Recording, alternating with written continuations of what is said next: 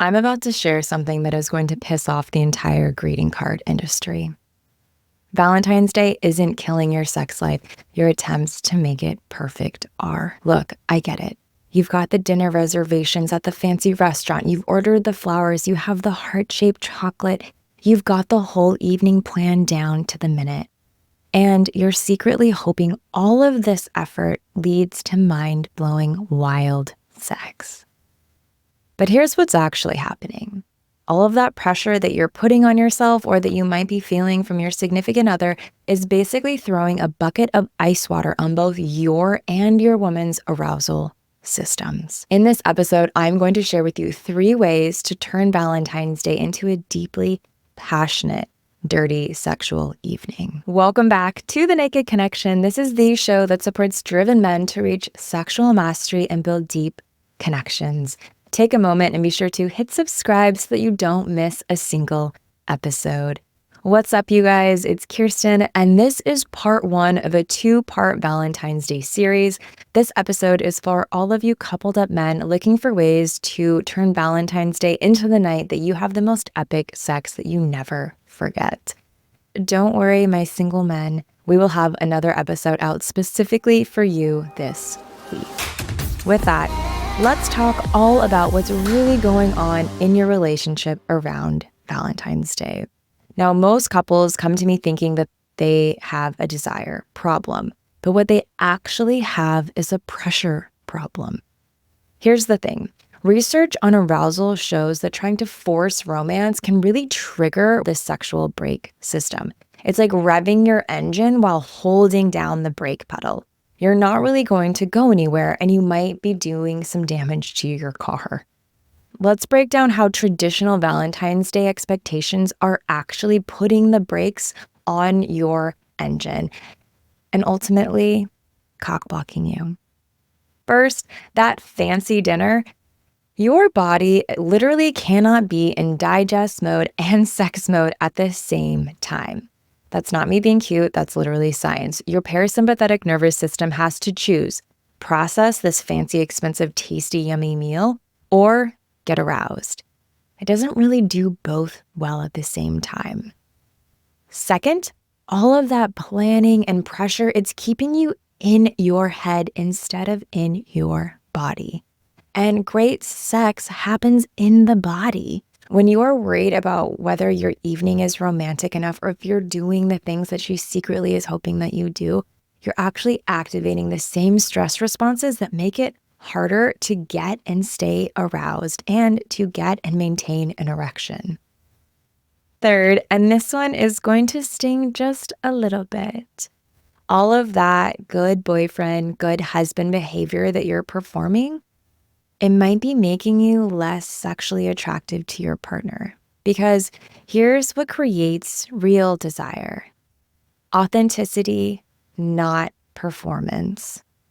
I am wagering a guess that couples who have the hottest sex lives often ignore traditional Valentine's Day expectations completely.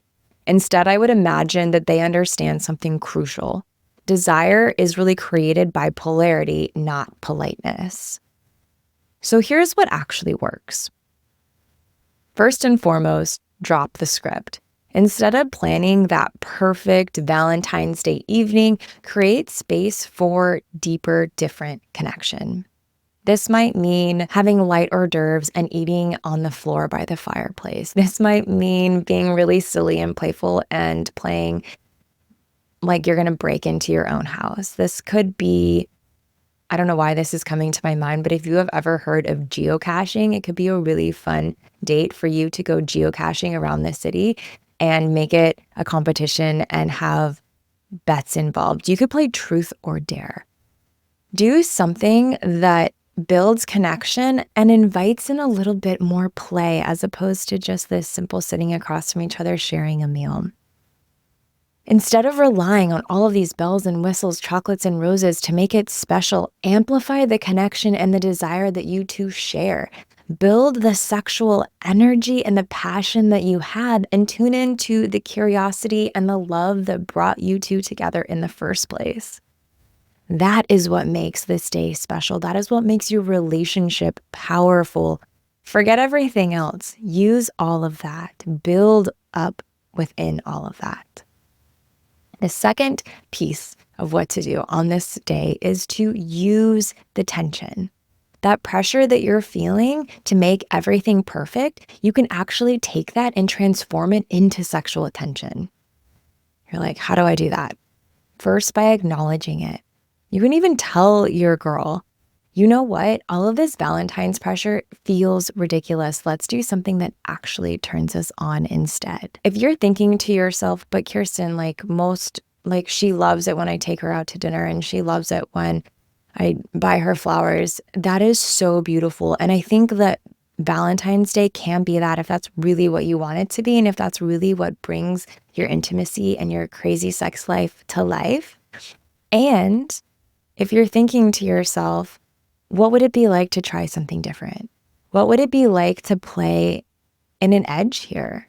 What would it be like if we welcomed in something different into our relationship? This could be a fun night to do that in a way that is unique to the two of you. I think that so often when I have conversations with women about dates or about being in relationships and hoping that their partner plans something thoughtful, most women aren't like, oh, I hope he brings me chocolates and flowers today. Most of them are thinking to themselves or communicating to other women, I just want him to do something that reminds him of me or something that feels thoughtful. It doesn't have to be big and flashy if you're with the right person. Third, focus on creating desire gaps. Instead of trying to maintain romantic momentum all evening, intentionally create space between moments of connection. It's like interval training for your arousal.